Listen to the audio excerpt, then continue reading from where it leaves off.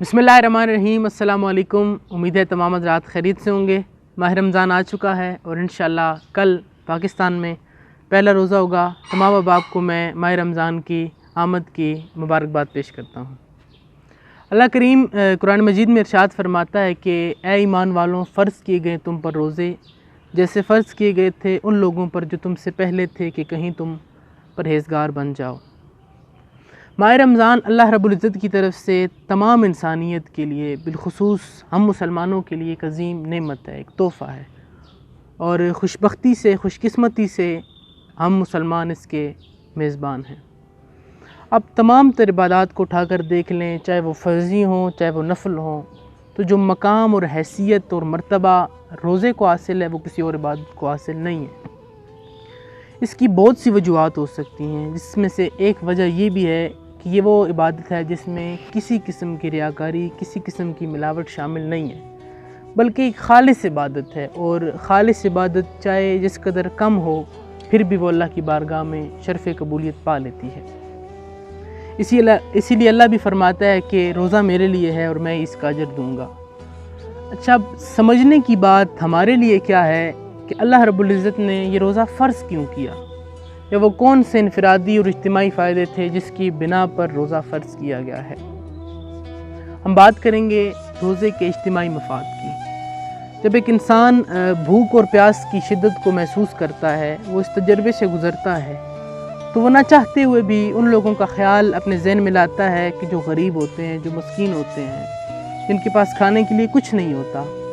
यही एहसास रोज़े का हुस्न है, यही एहसास जो है वो रोज़े की रूह है। इंसान के दिल के अंदर लोगों के लिए एहसासात पैदा होते हैं, लोगों के दर्द को समझने की सलाहियत पैदा होती है। अल्लामा इकबाल ने फिर क्या खूब कहा कि दर्द दिल के वास्ते पैदा किया इंसान को, वरना ताअत के लिए कुछ कम न थे करो में। यही हुस्न रोज़े का है, यही रोज़े की रूह है। अखुवत, भाईचारा, रहम, मोहब्बत, ये तमाम वो सिफ़ात हैं जो रोज़े के ज़रिए हासिल की जा सकती हैं।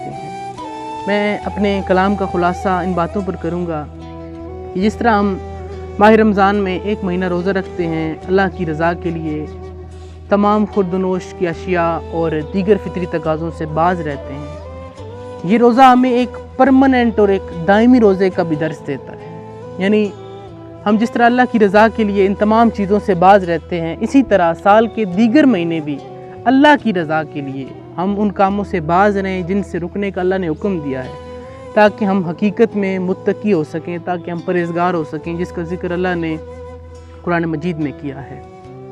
अब रोज़े में अर्ज़ आपसे ये है कि हुकूकुल्लाह का ख़्याल रखिए। इबादत, रियाज़ात, इसके साथ साथ तस्बीहात जो भी आप करते हैं ये कीजिए, लेकिन इसके साथ साथ आप लोगों के हुकूक का भी ख्याल रखिए। हुकूकुल्लाह और हुकूकुल इबाद दोनों बहुत ज़रूरी हैं, दोनों का चोली दामन का साथ है।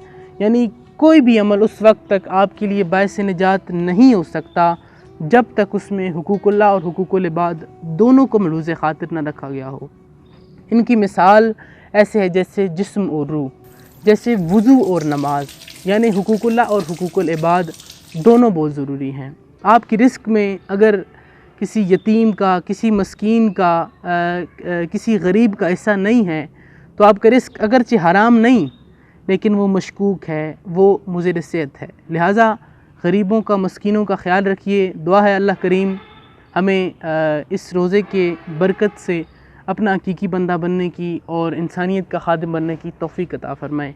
आमीन। जज़ाकल्लाहु खैरा। आखिर में बताना चाहता हूँ आपको कि घरों में रहिए, महफूज रहिए, ताकि आप दूसरों को भी बीमारियों से बचा सकें और ख़ुद को भी बीमारियों से बचा सकें। जज़ाकल्लाहु खैरा।